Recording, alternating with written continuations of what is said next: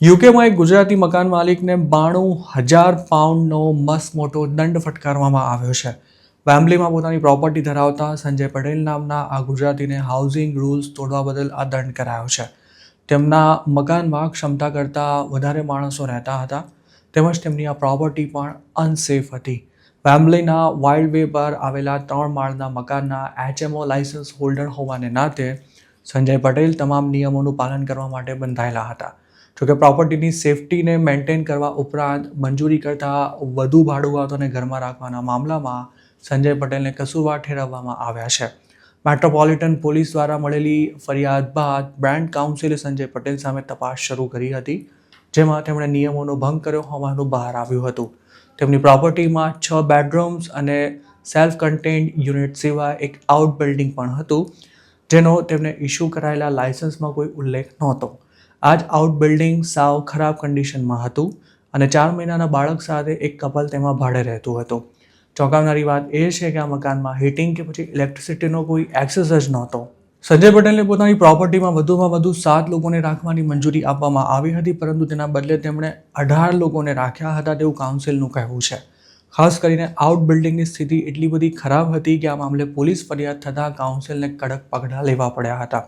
તપાસમાં એવું પણ બહાર આવ્યું હતું કે મકાનની બારીઓને લોક રાખવામાં આવી હતી અને તેમાં લાગેલા સ્મોક અલાર્મ્સ પણ કામ નહોતા કરતા, તેમજ ફાયર અલાર્મની પેનલ પણ ફોલ્ટી હતી, જેથી આગ લાગવાના સંજોગોમાં મકાનમાં રહેતા ટેનન્ટ્સ બિલકુલ સુરક્ષિત નહોતા.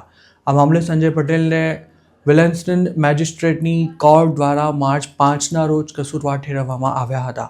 તેમને મકાનની હાલત સુધારવા માટે અનેકવાર નોટિસ પણ ઇસ્યુ કરાઈ હતી, પરંતુ કાઉન્સિલની તમામ ચેતવણીને આ ગુજરાતી મકાન માલિક ઘોળીને પી ગયા હતા.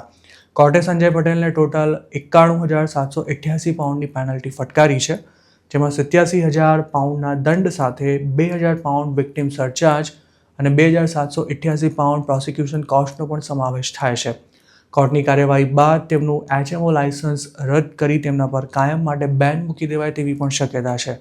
જો આમ થશે તો સંજય પટેલ પોતાના મકાનમાં કોઈ ભાડુઆતોને નહીં રાખી શકે. આ સિવાય એપ્રિલ 30ના રોજ તેમને રેસિડેન્શિયલ પ્રોપર્ટી ટ્રિબ્યુનલમાં પણ હાજરી આપવાની રહેશે. વેમ્બલીમાં ગુજરાતીઓની ખાસી વસ્તી છે, પરંતુ આ વિસ્તાર અલગ જ કારણોસર વારંવાર ચર્ચામાં આવતો રહે છે. જે ગુજરાતી મકાન માલિકો અહીં રહે છે તેમાંના કેટલાક લોકો કાયદા કાનૂનનો ભંગ કરી માત્ર કમાણી કરવાના ઉદ્દેશથી તબેલામાં ગાય ભેંસ બાંધી રાખ્યા હોય તે રીતે મકાનમાં ભાડુઆતો ભરતા હોય છે. ઇન્ડિયામાં આ બધું સાવ સામાન્ય છે, પરંતુ યુકે જેવા દેશમાં મકાનમાં કેટલા લોકોને ટેનન્ટ તરીકે રાખી શકાશે તેના પણ નક્કી કરેલા નિયમો હોય છે, અને જો કોઈ મકાન માલિક તેનો ભંગ કરે તો તેને આકરો દંડ ફટકારવામાં આવે છે. સંજય પટેલની જેમ જ ભૂતકાળમાં ઘણા ગુજરાતીઓને આવા કેસમાં દંડ ફટકારવામાં આવ્યો છે.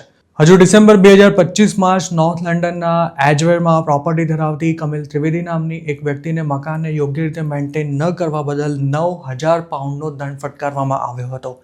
તેમણે પોતાના 4 બેડરૂમના મકાનને મલ્ટિપલ યુનિટ્સમાં કન્વર્ટ કરી દીધું હતું અને વારંવાર કચરો પણ ઘરની બહાર ફેંકતા હતા, જેની પાડોશીઓએ અનેકવાર કાઉન્સિલને ફરિયાદ કરી હતી. તેમની પ્રોપર્ટીની તપાસ દરમિયાન સ્મોક અલાર્મ ન હોવાની સાથે આગ પકડે તેવો સામાન પણ ઘરની આસપાસ જ પડ્યો હોવાનું બહાર આવતા કપિલ ત્રિવેદી સામે આ દંડાત્મક કાર્યવાહી હાથ ધરવામાં આવી હતી.